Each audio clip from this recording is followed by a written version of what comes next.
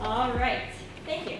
My name is Marissa Lassoff Santos. I am one of the adult services librarians here at the Westland Public Library. It is my pleasure to welcome you to tonight's program, Michigan's Backroads Rediscovered. Some of you may have seen Ron Rademacher's program here in February, Michigan Oddities and Rarities, and he received such rave reviews that we have him back here today. Ron is an author, speaker, and storyteller specializing in out-of-the-way destinations on the back roads of Michigan. Please join me in welcoming Ron Rademacher. Thank you. Thank you. So, Marissa, Yes. I brought that list you wanted too, for the guy who couldn't be here. What? You wanted a list of destinations from this, as I recall? No? I don't think so. Is this something I had to ask? Something we emailed. Oh, We'll talk about it. yeah. Well, see, I can't remember faces, and I can't remember who wanted this list that I got up early this morning to type out. I thought it was you. Doesn't matter. So I'm Ron Rademacher. I want to thank you guys for having me. It's a beautiful, beautiful library. I love coming here, and I don't get to come enough. But we're going to do Michigan Rediscovered tonight. A couple of little housekeeping to do first, and of course the commercial. I do have books for sale. You've got special prices on there. All the books are different. And then, of course, the website has way more than you're going to hear tonight, and way more than are in the books, MichiganBackroads.com and UpNorthMichigan.com. And if you're looking for road trips throughout the year, if you'll send me your email address, I'll put you on my newsletter, and it comes by email on the first day of every month and has for 15 years without fail. And we'll have a trip to the UP, a trip to northern Michigan, and a trip to southern Michigan, with some other cool stuff in there, but you'll have something every month that's pertinent to that time of year. So there's the commercial. I have another tradition I like to do. Is this the 4th of June? Yes. 4th of June. Anybody have a birthday today? Anybody have a birthday in June? We got 2. Who's closest to the 4th? I'm the 20th. 20th? 22nd. 25th? 22nd, sorry, closer. 22nd, you're closest? Yep. All right, I want to give you a copy of my book, Quick and Easy Getaways, as a birthday present. And I think I signed it. Yes, here's mine. Oh, and so we're going to use her birthday present, just so when you're looking at the books, the second page of every book has a map. Those are the page numbers where the trips are located, because a lot of the stuff I write about is kind of obscure. Happy birthday. And each book will be about a third UP, a third north, and a third south. So these websites I have been up for a long time. And I get a lot of traffic through them, 100,000 plus people to all different websites every year. And I get a lot of emails from people. If you go to MichiganBackroads.com and click on Contact Ron, my email address is there. And my phone number is there. If you call it right now, this phone will go off. I answer all my own phone calls. I answer all my own emails. And I get a lot of emails. Now, usually it's things like, I heard your talk on the radio the other day, and I grew up right near that town you were talking about, and that thing you were talking about, that's not there. I never heard of that. I think you got the wrong town. I get a lot of those. The other one I get a lot of is, did you know that on page 37 of Trails and Treasures, you misspelled? I get a lot of those, and those are usually true. And just so you know, all these books get rewritten once a year. I only print enough for a year each time, and when it's time for new printing, I go through and correct everything. If something's gone out of business, it's removed. If something new and cool in that area has come up, it's added. So you're always going to have, well, not perfect, but you're not going to drive somewhere and get there and say, this is nothing like what they're always going to be pretty accurate. Now, I got an email from some people a while back from Canada. This lady sent me an email, and she said that she and her husband always loved to come down to Michigan from Canada because they like the warmer climate here. And yeah, and for years they'd gone to Frankenmuth for a couple of weeks, 10 days, couple of weeks, and they've done that so much they want some other places to go, and she wondered if I could, tell her where to go. And of course I can tell her where to go. But I emailed back. I said, well, yeah, I can give you some suggestions. What are you thinking about? What do you want to do? What do you like? She said, well, they want to come in to Michigan through Detroit, through Dearborn, and go down across the southern part of the state, and then up through the central part. They've seen the Great Lakes. They don't want to spend a lot of time on the Great Lakes, but if there's something cool.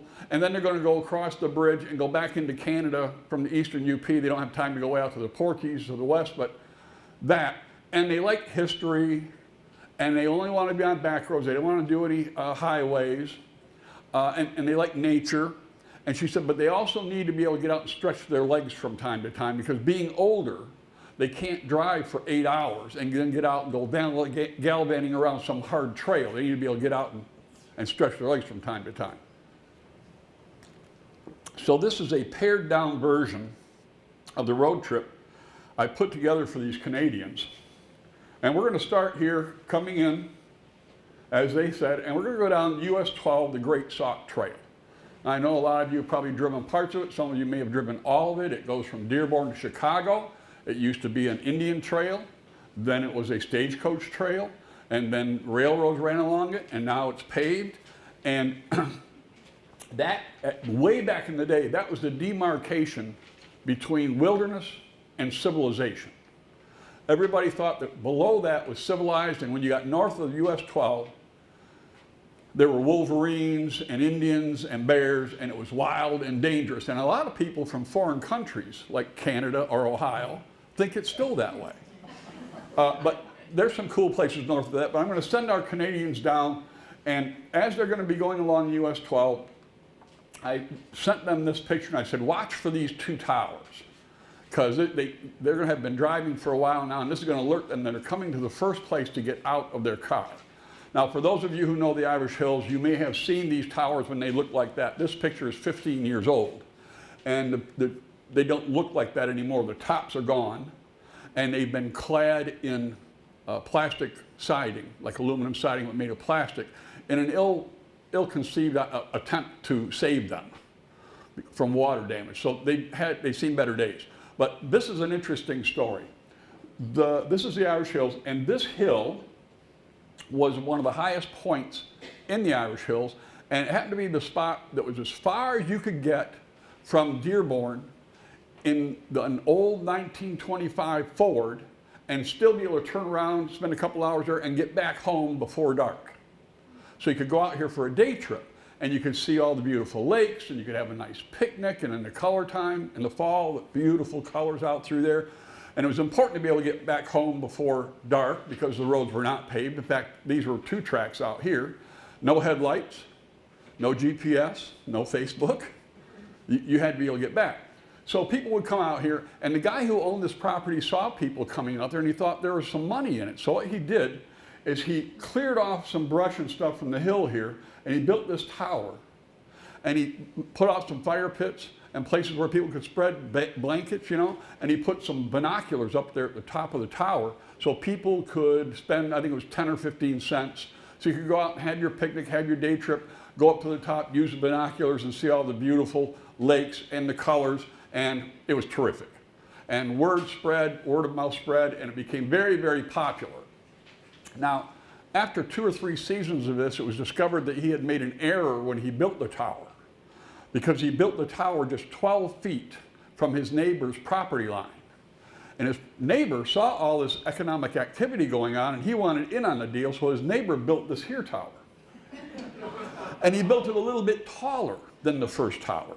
And he put up picnic tables instead of just cleared places, and real nice benches around the fire pits, and 2 pairs of powerful binoculars up at the top. And I think the price dropped just a little bit.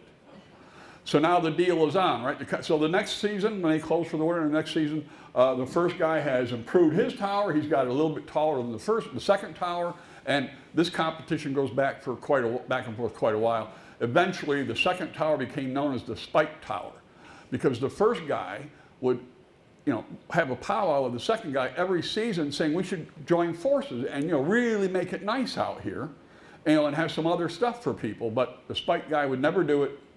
Finally, the first guy was able to buy the second guy out. This is what they looked like at the end. Catwalk across the top, so you could go up one and come down the other. They built restaurants out here. It had bands out here. It had saloons. It had its on-site circus. It had putt-putt golf, go-karts eventually.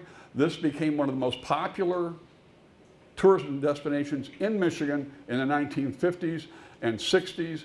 As many as 60 buses a weekend would arrive from Chicago and Dearborn, bringing people out to this playground. And they've rebuilt some of it, but the towers are gone.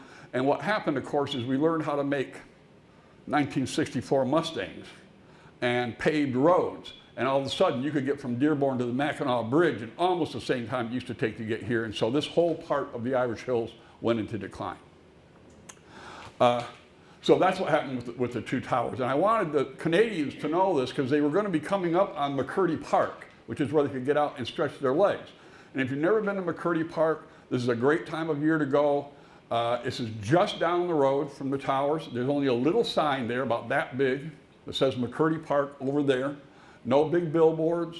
There's nothing to buy. There's no t-shirt shops or anything like that, but it has some terrific stuff. It has great artwork. It has a river, a stream that goes through it. It's several acres. It has a big, wide, paved walkway along one side. So if you have a stroller or if you're on wheels of some kind, you can manage it. Parking lot is still gravel. Last time I looked, it's still gravel, but that's the only gravel you run into. And it's, like I said, it's kid and pet friendly. There are 17 bridges across this stream. And they're all different in their design. Here's a log bridge, here's an arch bridge. There's a close-up of the arch bridge with Bob the Turtle on it, celebrating the publishing of his children's teaching book over there, Bob the Turtle. Here's a thatched roof bridge, suspension bridge. There are 12 other ones, all different. They're all the work of one man, and they're all made of concrete. And they are maintained by Somerset Township. It's worth going to the park just to see the bridges. But as you go along, you'll see other things. You can't really see it very well in this picture, but up here is a hill. And when you go up to the hill, the pathway goes along, there's a paved pathway. Oh, excuse me, there's also Purple Martin houses in there.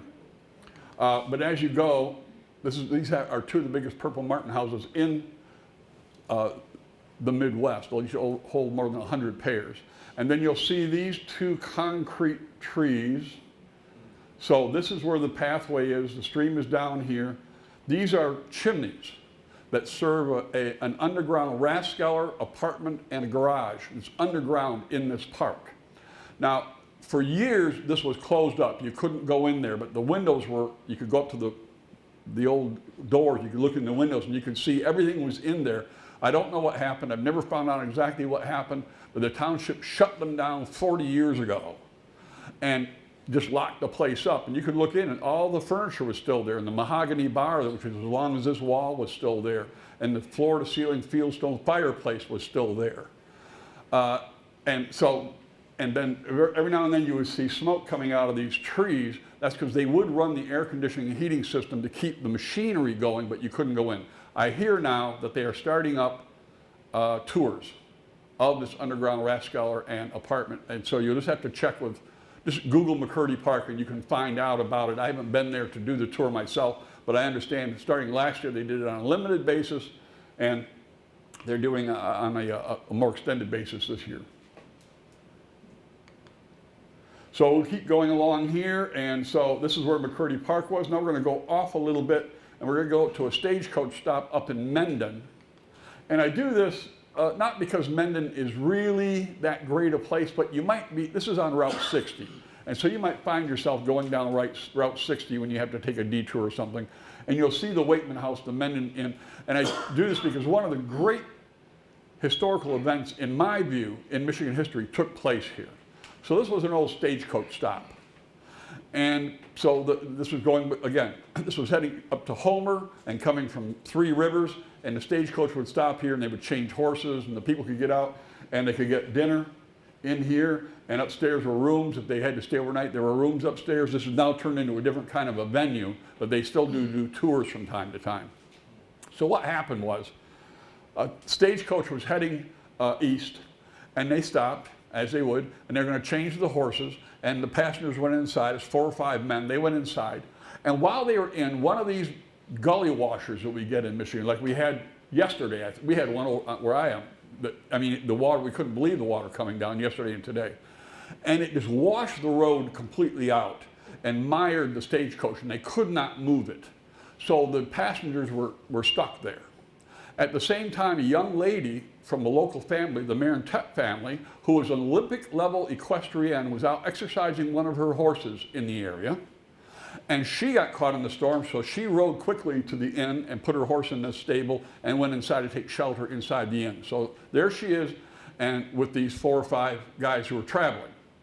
It gets late, and kerosene lights all they have, and everybody's eating and everybody's bored stiff. There's nothing to do. They decide to play a little poker, pass the time, as guys will. And they're going to play a game that's a little bit different than what we play now. A lot of people know about Texas Hold'em. And you know, you can call with not quite enough, you can put all your money in there and other people keep betting and you can just be in for a side pot. This game didn't work that way. This game worked that if someone made a bet and you had money in the pot and someone made a big raise and you couldn't cover it, you had to fold. You couldn't, there was nothing you could do. You were out of the hand. Very different kind of a rule. So they're going to play this game, and this young lady just happened to be a very, very good poker player. She had grown up playing poker with her 4 brothers and had learned to read poker players very well, and she knew how to play this game and how to win. So she wanted to play. They wouldn't let her play because it was male chauvinist, toxic, whatever you want to call it, but it was back in the day. She prevailed on them to let her play by embarrassing them that they were afraid to get beaten by a girl. So they let her play. Now she's sitting there reading them and watching them, and she's playing very carefully, and she's got everybody figured out at the table. And then late in the evening, she looks down at her hand and she's got it. She's got the winning hand. It's the best, one of the best hands you can possibly have in this game. And she waits. A guy over here bets and she just calls it. She doesn't want to scare him off now. It's time to clip these guys. This guy after her raises. And the guy after him calls it. And the guy after him makes a big raise. And this guy goes around, they call, she has to put all her money in to call the raise, and the guy next to her raises again. Now, it goes around and gets to her, well, by the rules, if she can't call this last raise, she has to fold. That's the rules. And she says, this is not fair. You guys are only doing this because you know I've got you. You know I've got the best hand. And the only reason you're doing this is to drive me out of the game. And they said, well, you know the rules. And she said, well, how about I offer you a different bet? And they said, what do you got? She said, I'll tell you what. You let me stay in this hand. And if I lose, I'll go get my horse. And I'll go do a Lady Godiva right down Main Street. Well, these guys think about this for like 4 or 5 seconds. And they'll take that bet.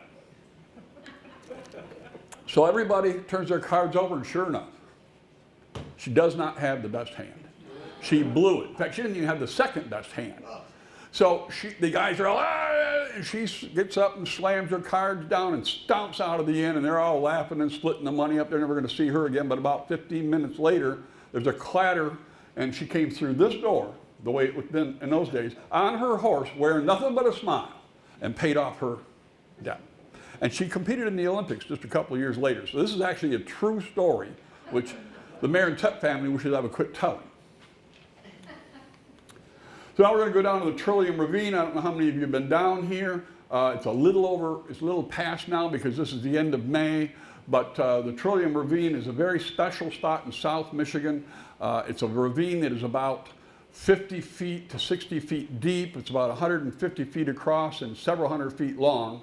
And it blooms in trilliums around Mother's Day. And there are poppies that grow here that don't grow anywhere else. There are a couple of toad trilliums that grow here. There are 3 or 4 other wildflowers that grow in the Trillium Ravine. So to get there, what you do is you go down US 12 or 131, the highway over here, and you get off at US 12. And at that junction, just across the road, is Geyer Road, G-E-Y-E-R, Geyer Road. This is over by Buchanan and Niles. It won't do you any good to go to Buchanan and Niles and ask for directions to the Trillium Ravine because they don't know it's there. They know about a couple of the other famous ones that are there, but most people have no idea this is there. So you get on Geyer Road, and it goes around and around, and when you're driving through, you go through these big McMansions, and you go through housing developments, and you're going to think this guy Ron is nuts. But then finally, you'll come down to a little bridge, you'll go across it, and you'll have this sign, the Michigan Nature Association, the Trillium Ravine. Now, the time to plan for this, if you don't have time to go now, plan next year and go at Mother's Day. Because Mother's Day, when you see the first trillium bloom here, the very first ones, the Trillium Ravine will already be in full bloom. And this is the main pathway in. That's it, so you need pretty good shoes. And you're gonna have about 12 acres of this. Solid trilliums, that's another, just aiming away from the path. This is the actual ravine here that's about 50 feet down, and as you can see, every single inch of it is covered with trilliums. So there's nothing to buy there, nothing else to do there except to go into town, maybe get a burger. But the Trillium Ravine is one of the truly great natural wonders that we have in Michigan that is almost unknown. So now we're going to go up to Stanton. So our Canadians didn't want to go along the coast, so we're going to take them up through Stanton because they said they like nature and agricultural things and all that. We're going to go see a couple of things. We're going to go to a haunted inn. This is the Clifford Lake Inn. Oddly enough, it's on Clifford Lake. So if you like haunts, this one is, I don't get anything from haunts. I'm going to show you a couple of haunted places. I've stayed in all these places by myself when they're closed. I don't even get, I mean, they just don't like me. But other people, this place was so, the haunt here was supposed to be a little girl, and the situation was such that they couldn't even get people to open and close by themselves. They always had to have somebody else there because of the shenanigans going on. So, and it's been paranormal. So this is that's the deck. They have good food here that's been there for a long, long, long time. And that's the lake. And this is about 5 miles west of Stanton. And people would always want to come out here back in the day to have their summer picnic and get, you know, they've been farming all week and it's time to come out and have a nice time, so they'd come out to the Clifford Lake Inn and then they would go back. Well, this guy got the idea of starting a trolley service, horse-drawn trolley service, so people could just go to downtown Stanton and he would take them out, leave them, and then take them back in. Of course, the problem always is how do you time when people are really ready to go back, you know, to send a wagon back out there. So that's the Clifford Lake Inn. That's what it looks like. So while this was all going on, the telegraph was invented. And this guy thought, great, he's got to just convince Stanton and the Clifford Lake Inn to hook up a telegraph line. And then when people are ready, they can send a telegraph from the inn to Stanton. He'll know to send a wagon out. It's only 5 miles. They'll be there in half an hour. And like that. Well, there's money in this because you had to charge for these telegraphs you're going to send. So the city wanted to control it, and the Clifford Lake Inn wanted to control it, and the township wanted to control it, and the county wanted to control it, and they had to have meetings. And they had meetings that ended up in arguments, and they couldn't agree, and they kept having meetings. And they had so many meetings that the telephone was invented. They never sent a single telegraph down this line. They had it strung up, but they never. So then they pulled it all together, and one of the first commercial telephone lines in Lower Michigan was set up between the Clifford Lake Inn and downtown Stanton. So, and it's all the stuff is still there. I can just tell you, it's a great place to stop. And food there has always been a little bit better than what you expect, and a great deck to dine on. When you're done with that, you can head north out of Stanton and go to one of our a really cool place, especially to take kids. Is Anderson Girls Farm. This is on Route 66 directly north of Stanton, about 5 miles. And if you notice the animals, all of these animals live on this farm. They have gnus, emus, alpacas, they have zebras, they have tortoises, they have a whole house full of lemurs, they have zebras, they have camels, you can ride camels, they have camel rides, they have monkeys. They have one of those incredible goat farms, you know, where the goats are running around up on top of all these little bridges and things. And so it's too late now for the spring event, but if you write this down and remember, Easter, they have an Easter egg hunt here. And it's the biggest one in Michigan, and it's free. And generations of kids have come to this farm to hunt for Easter eggs. Last year, they hid over 10,000 eggs. That's what Amy told me. It was over 10,000 this year. Real eggs. So I don't know how they do it. It's been family run. It's terrific. They have a birdhouse that's bigger than the room we're in. You spend $1 and you get these seeds, and you go in and sit down in this, and all these songbirds come and sit in your hand and sing to you while they. Very, very cool place. They have a couple of other interesting things. The bake shop. You can see I've been there. It's really good. Then there's the ice cream shop, that's there. This is where the goat farm is back here. And if you walk through here, of course, there's no charge to go in. It's free to go there. And you walk down the lane there, you'll go by all these different animals, and there's ostriches, and there's Australian pheasants, and all kinds of animals, and you'll finally get down to where Milton lives. This guy's at the end of that lane, and he loves being photographed, and he loves people. If he's laying out there all you have to do is hold a camera or your phone up, and he'll come up. And he'll ham it up with you. And he's a smoocher. So he doesn't get to do as much smooching as he used to because they have a female now named Gracie, a blonde two-hump camel, and she kind of keeps him away from the fence. She's a little jealous. In the fall is the best time to go, and in July and August, they will have one of my favorite events in Michigan, which is also free, because when you go out past here, you'll walk by this one area, and there's bleachers there, and there's an oval dirt track. And that's where they have the pig races. So what you do is you go and you get your hot dog and your drink, and you get in the bleachers, and but sometimes it's the little pigs that race, and sometimes it's these fat boys. And it's hilarious. And the only thing I can tell you is if it rained the night before, don't stand at the fence, because they kick up some kind of stuff out of this dirt track. So, and that's all free too. So the Easter egg hunt, great food. They also have all the usual things. They have you pick apples, they have pumpkin rolling, they have all that kind of stuff. But I will tell you, I've been to if you go to my website, you'll see a link that says, I think it says hog races, it might say pig races. It goes to a YouTube where I put up a short 2-minute video of these pigs racing. Hilarious. So now we're going to keep our Canadians moving along. We are going to stop by Frankfurt, which is here, just because there's a couple of cool things you need to know about there. If you ever travel the west coast of Michigan, and these two layers of counties here, and stop at all the small towns and talk to the people who run the museums and all that, they'll all tell you that Al Capone used to own a house there when Al Capone was operating out of Chicago. Well, Al Capone actually did own a house in Frankfurt. And he also owned a piece of this property. This says, I'm not sure what it says now, but it's now called the Hotel Frankfurt. Wonderful place. This is another one that's haunted. I checked in there one time in the winter, but previous owners, and I wanted to stay, and they let me in and gave me a key so I could get in and out. I was there for the weekend by myself. Oh no, it's not the weekend, excuse me. Wednesday, Thursday, Friday. Nothing. And people would tell, they go check in and they go up to their room, they couldn't get the door open. They go back down, they get a different key, now they get the door open, they'd walk in and they'd be putting their stuff away and the TV would turn on or the shower would stop running, and then they couldn't get the door open to get out.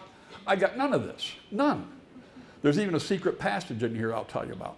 But Al owned a piece of this, and the deed to his house is on display in City Hall, which is right across the street on Caddy Quarter. So what Al would do, the house is right down the street, right on Lake Michigan. And what Al did is they dug a tunnel from his house to the basement of this hotel where they ran a speakeasy. And they would bring the booze in from Chicago and bring it down the tunnel. And then if you knew the code, you could go to the speakeasy, knock on the door and say, hey, I'm a friend of Louis, and you could go in and drink gin and party it up. Al was a smart businessman. He had an employee who worked at City Hall. And every time a raid was planned, he would find out about it a couple of days ahead of time, and they would empty out the speakeasy into the tunnel and board it off and cover it up with shelves and things, and never got busted a single time. So obviously the speakeasy is gone, but the passage is still there, and the current owners are trying to get permission to open it up a little bit so people can go in, because there's supposed to be some Al Capone graffiti in there, nothing like what Geraldo was looking for, but it's a cool, but this is all true, it's all happened there. This had an interesting history between being a hotel and a speakeasy. For a while, it was an apartment building. And for a while, it was HUD housing. So people who were on assistance could get apartments in here. And then when the current owners bought it and going to turn it back into an inn, they had to go in and clean all these apartments out. And this is one of the objects that they found in the building. Now, this is before I had any idea what I was doing with photographs. So this is the only photograph of this object that exists. And this was being used as a headboard in one of the apartments. And what this is a holy water font that had been boosted out of a church from a nearby town. And they had never been able to figure out where it went. And then these people had brought it in here and were using it as a headboard for their bed. And it was sitting in the garden at the back of the Hotel Frankfurt when I first started researching all this. And a few years ago, 7 or 8 years ago, we had the polar vortex came down when it was really cold, and this thing crumbled. Because it was apparently made of some kind of a plaster. It wasn't made of wood, it was made of plaster, and so it's gone. The other cool thing, so Frankfurt is a good place. The cabbage shed is there, great place to eat. And they still do frozen cabbage bowling there in the wintertime, and they have beer keg toss contests, men's and women's divisions in the winter. Lighthouses, great beaches, great sunsets, but the one thing you want to go to is you want to go to the gravity mystery. Now, this map is on my website. If you don't get it from my website, you can also get it from the Chamber of Commerce.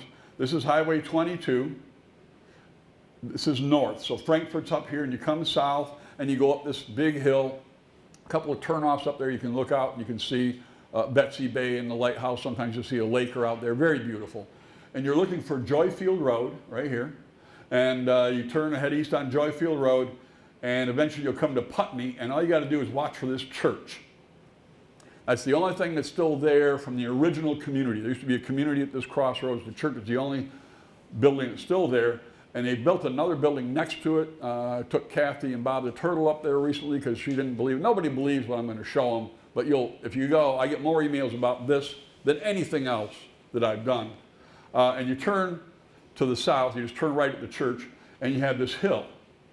And you can see it's about like that. Not a big deal. But what you do is you get your car in the middle of this hill, in the middle of the road, get in the middle, because these ditches are deeper than they look in this picture. And put your foot on the brake, hold on to the wheel, put your car in neutral, take your foot off the brake, and your car will start going backwards up the hill about this fast. And if anybody ever been there? Nobody's been there? You won't believe it. Your first instinct is to slam on the brake, your car starts moving so fast. And that's why you want to be in the middle of the road so you don't back into the ditch. And you can drive down to the curve, turn around, come back, and you'll be sitting about like this. And it'll just... And we took Bob the Turtle out there, and we have a video of him with a golf ball rolling up the hill. I took Helga, who's in the Helga book is over here. I took her out there one time. She didn't believe a word of it, of course. And we got out there, and she didn't get a chance to experience it too well because there were 6 Germans out there with a van, and they were taking videos of a tennis ball bouncing up the hill. So it's a terrific spot. There's nothing to buy, there's no sign. You just have to follow these directions, and you'll see. And you will be startled at how cool the effect is. The way this was discovered, if I go over a couple of minutes, is that going to be okay? Okay, because I got to tell how this was discovered. The story I heard, how this was discovered. I want to believe it's true, but it's probably not. There were some young fellows out here who were supposed to be harvesting hay for the community, and they had a horse and buggy to do that. And they had been harvesting hay. They'd gone and dropped some off. They were coming back, and they noticed a couple of young ladies walking along the road, and it occurred to them that those young ladies might enjoy a little prayer meeting over here by the church. So they went over and picked them up, and they're driving over there. Now, in my day, we drove cars. And when this kind of event would come around, what would happen is you'd have some problem with the carburetor or maybe the revomulator flux capacitor, but for some reason you had to pull over and you were stuck there. These guys faked that they had something wrong with the harnesses with the horses. So they were going to get out with the young ladies. And so to make everything, keep the grift going, one of the young guys got out and unhooked the horses so he could supposedly examine. And the wagon backed up into the hill and went into the ditch. And so, because they were on the side, so they put stones in front of the wheels because it was pointing downhill and the thing backed up. I never did hear if that was actually true. I never did hear how the young men explained to the girls' fathers what they were doing out there, but that's just one of the stories about how they... So now we're going to go up and we'll do another little love story. This is Bel Air, or as they pronounce it, Blair. And everybody been to Bel Air? Yeah, so you've been to Shorts, right? You know about the beer place and all that. And this is what the Chamber of Commerce says it looks like, and it does. It's like that. Great golf, water sports, bicycling. They got the glacial hills down, charming downtown, decent food, Shorts is there. But this is what it looked like back in the day. After the lumbermen went through, everything had been cut down. This is the old lumber mill. This is the river. You can see a man here standing on the bridge. And all the big trees have been cut down. All that was left was just the scraps. A lot of junk laying on the ground. And this had been repeated across Michigan over and over and over. And as the men followed the giant trees north, they would tear up the railroad tracks, keep laying them north. And a lot of these towns just withered away. Some of them are just a crossroads now, and you wouldn't even know there was a town there. Bel Air was lucky because they had a family there who wanted to stay. And they owned all this, and the old man decided he was going to make use of all the hardwoods that were around here. And so he built a small factory, and they began to make wooden implements out of cherry and maple and oak. That was a Richardi family. And these are some of the implements that they made. And they made such good quality implements that they became the largest employer in northern Michigan, employing over 100 people, over 400 people. And so back in the day, everybody, this is what we used before we had plastics. This is what we used for our implements. And the old man was getting ready to retire, and they wanted the young man to take over the business. And to help train him, they were doing enough business that they wanted to start exporting to Europe. And Europe needed these wooden implements because they'd cut so many of their trees down building ships to come over and find that they didn't have this kind of quality. So the young man goes over to Europe, and he's going to tour the various capitals. And I think Berlin was his second stop. And he's at a reception there, and the poor guy spots a woman across the room and falls instantly in love. It is love at first sight. He's smitten. And he begins wooing her that evening. And he's working on her. And she's interested because he's a young, wealthy young man, but he's from, she wants to find out more about this Bel Air place and all that. So time passes, and he's going to have to go pretty soon. He's got other places he has to go. He's got to go to Italy, he's got to go to Austria, he's got to go to France. And so he pleads with her to marry him and come back. Well, by this time, she had seen pictures of Bel Air as it was. And she said no, because she's not going to leave the coffee houses of Vienna and the opera houses and all the great shops and all that to go live in this blasted, muddy wilderness with this guy. But nothing he can do, he's got to go. So he goes, he finishes, he gets back to Bel Air, and he's not giving up. He's in love. This is the woman for him. So he gathers his men, these wonderful craftsmen, and he said, we're going to build her a house. And the house is going to be so beautiful, no woman would be able to turn it down. And they go to work on it. And it takes a year. And this is what they built. Oh, yeah. And it's still there. This is a bed and breakfast now, and you can tour it. You don't have to stay. But all the gingerbread is still there. Everything's been maintained. Inside all the gingerbread and scroll work is still there. He had imported from France. He had chandeliers imported from France, and they wired this building. So it was the first house in northern Michigan that had electricity. And they put a water wheel down on the river where the factory was to turn a turbine to produce electricity so she could have electric light. They put wooden pipes under the river from the sawmill, and in the wintertime, they would build fires in the sawmill with fans to blow hot air into the pipes so she had hot air in the house. In the winter, in the summer, they would go to the ice house and get giant blocks of ice and sit them in front of the fans and blow cold air. So she had central air and heat. First house in northern Michigan that ever had it.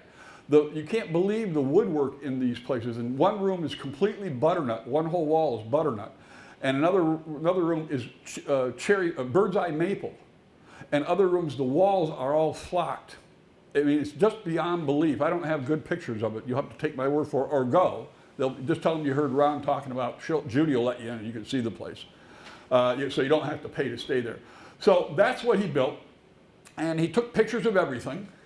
And he sails back over to Berlin and goes to her and shows her all what he has done for her. It's taken a year, and asked her to marry him, and she turned him down again. And the guy was heartbroken. He came back. He never spent a night in the house because he was so heartbroken. He left Bel Air, went west, as I understand it, ended up out in California somewhere, lost track of him. But the house is still there, the Grand Victorian, and you can go and tour it. And that's what happened when somebody, what we'll do for women, right? You guys know. You guys know. So now we're going to keep our Canadians going along, and I wanted to go up and I wanted to find Aura so I could go to the Aura Music Jamboree, and you got time to plan to go. I had heard about this festival for years. It's a Finnish folk music festival, and it takes place in Aura, Michigan, and I had heard that it was huge, and I had no idea where Aura was, so finally I decided I had to go find out, and to make things easier, this is Aura. Right there. Out on the, yeah. And there's nobody, you know, there's hardly anything there. So I was going to go find out about it, and I'll never forget it. It was the day, it was November 13th. It was the day before hunting deer season was going to open in the UP. So I had been coming back, and I had planned to go to Aura. So I went to Lance right here, and I could not find this road. This was long ago. We didn't have GPS in our cars. And I couldn't find that road, so I finally went to the visitor center there in Lance, and I said, I want to go to Aura. I can't find this road. And they said, well, stay off the highway. So don't take this highway. You'll never get there. I said, just go over the hill here, go straight down. When you get to the water, hang a right. And that's a paved road, and stay on that. You'll come to a stop sign, and it'll be paved only in one direction. The other two directions will be gravel. And you're going to do that 2 or 3 times going up this road to stay on the paved. And when you get to the stop sign where all 4 directions are paved, you're in Aura. I said, great, thanks, I can do that. And I'm heading out, and they said, well, hold on, why are you going? And I said, well, I'm around Michigan Backroads, and I want to go find out about this music jamboree they have. And they said, well, there's nobody there. You know, it's November. I said, no, I know they have it in July, but I just want to talk to the people in town and get an idea how it all goes. They said, no, there's no town there. It's just that crossroads. And I said, well, how can you, I said, can I talk to the people at the convenience store where you get gas? They said, you can't get gas in Aura. There's no convenience store. There's nothing. All that's there is the township hall. I said, well, I'll talk to the people at the township hall. And they said, no, you won't, because they only open the township hall twice a year. They open it just before the festival to organize everything, and then they open it again at the end of the year, in December, to balance the books. And the rest of the time, they don't open it unless there's an emergency, like a storm or something. I said, well, how in the heck can you have They said, you need to go talk to Glenda Hiltonen. She puts it on. Her family's lived there forever, and she's like 4th generation. She'll tell you all about the whole thing. I said, okay, what's her number? They said, not going to do you any good. They had a big storm up there last night. Most of the lines are down. You'll just have to go to her house. They said, so remember, follow the pave, go up. When you get to the stop sign where there's all 4 are paved, back up 50 feet, and next to you will be a 2-track. That's her driveway. And you can't see the house from there, but drive on down there a 1/4 mile or so, and you'll find her barns and her house, and that's Glenda's house. And I said, geez, I'm not so sure I feel comfortable just going and knocking on somebody's door in the middle of They said, no, she's nice, don't worry, she'll be happy to see you. So I drive up and get to the stop signs and follow the pave and get to the 4. And I think I got a picture of it here. Yeah, there's the township hall. So I turned right and went down to the township hall. Sure enough, it's there. Because I have been sent on snipe hunts before. You won't believe this, but more than once. So I go back and I go 50 feet, and there's a driveway, a 2-track, and I go back in there. Sure enough, there's a nice house back in there and a couple of barns. And I go up and I bang on the door. It's about 10:30 in the morning, a little crisp, kind of cold, but not bad. No answer. They had told me that she's a little hard of hearing, so I bang really hard on the door again. No answer. So I thought, well, maybe she's out tending to the animals. So I walk out to the barns. She's not out there. So I figured I must have that car that was going the other way when I was coming out, must have been her going into town to get something because the power was out, the phone's out. So I'm just about to get back in my car, and this voice says, can I help you, young man? And I turn around, and there's this little lady, about this big, standing in the door. She's got these big muckluck boots on and a little teddy, and it's freezing out. And I said, yeah, I'm around from Michigan Backroads. They told me in Lance that I could find Glenda here. She said, well, I'm Glenda. I said, well, I wanted to find out about the music jamboree. She said, well, come on in. I'll tell you about it. And And I said, well, do you want me to wait here while you get dressed so maybe you'd be a little more comfortable? She said, no, I'm comfortable now. And she said, you can come and get these cinnamon rolls out of the oven for me. So I go in and big fat, I wonder if I got a picture, yeah. And big, I mean like this big. So we're sitting there talking and having cinnamon rolls. And a very nice lady told me all about them. So we get done and I said, I just got a couple of questions. How many people actually show up for this thing?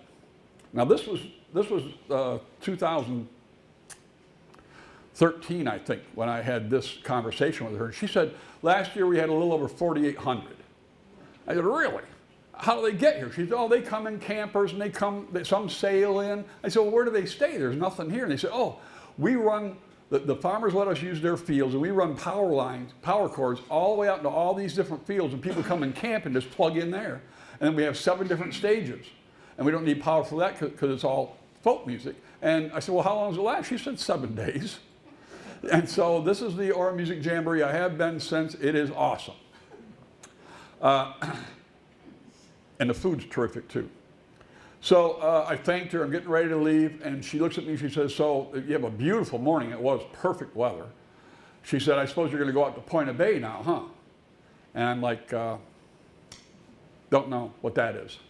And she goes, you call yourself Mr. Michigan Backroads and you don't know what Pkwy is. I, nope, never heard of it. She said, well, if you want to see Michigan the way it was before there was any development, and you want to see beautiful dark skies and beautiful lake, you have to go. I said, okay, good. How do I get there? She said, hold on. She said, do you have a lot of gas in your car? I said, yeah, plenty of gas. She said, do you have any water? I said, oh yeah, I always carry several bottles of water with me. She said, do you have any food with you? I said, Glenda, where am I going? You know, she said, no, this is important. Do you have any food? I said, no, I have an energy bar, but I could probably go with a couple of those cinnamon rolls, you know, and take my chances. So she fixed me up with those. She said, all right, go back out. She said, you can find the crossroads again where the township hall is. Yeah, I can find that again. All right, go there. This time turn left. You'll go quite a half a mile, and the pavement will stop. And stop there. And on your right will be a 2-track. And you go on that 2-track. She said, now go slowly. This is the best part of that road that I'm going to go down. She said, you're going to see water sitting because they had a storm the night before. She said, don't drive in it.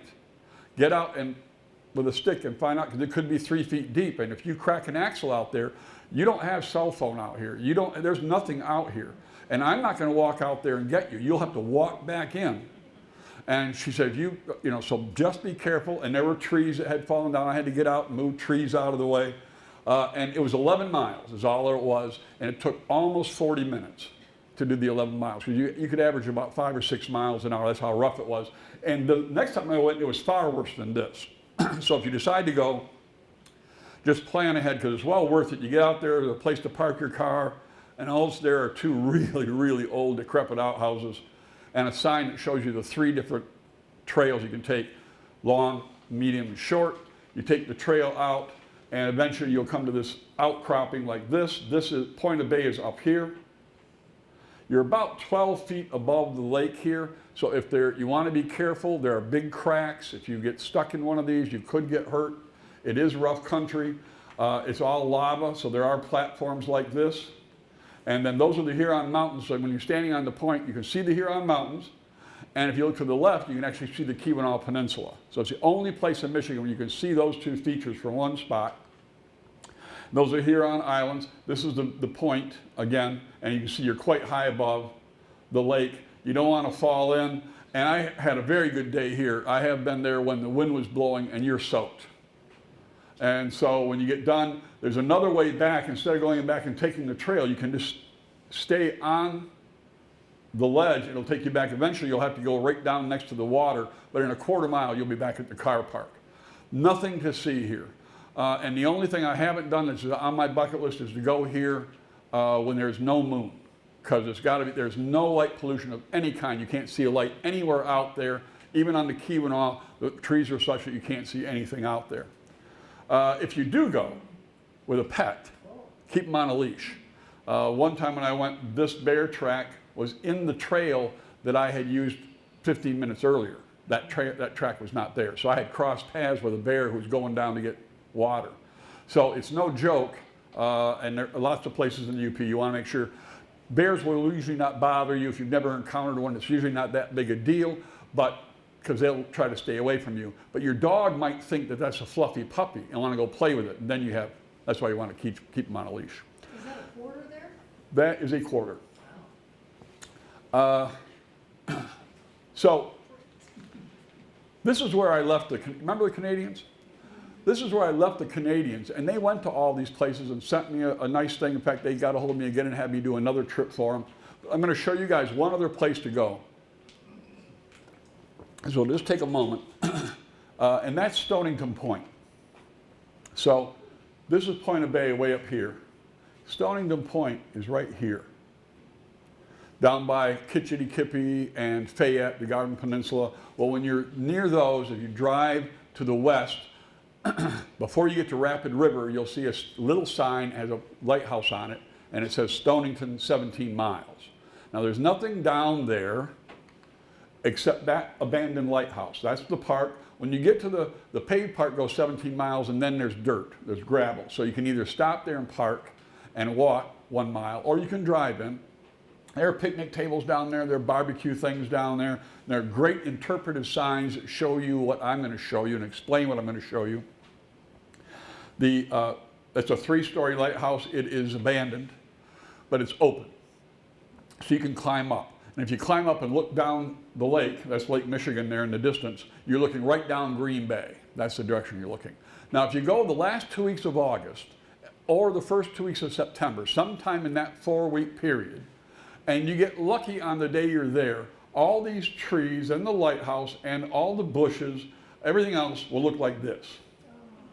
These are monarch butterflies. And this is one of 2 places in Michigan where they come and gather on their way to the mountains of Mexico for the winter. This picture I took several years ago.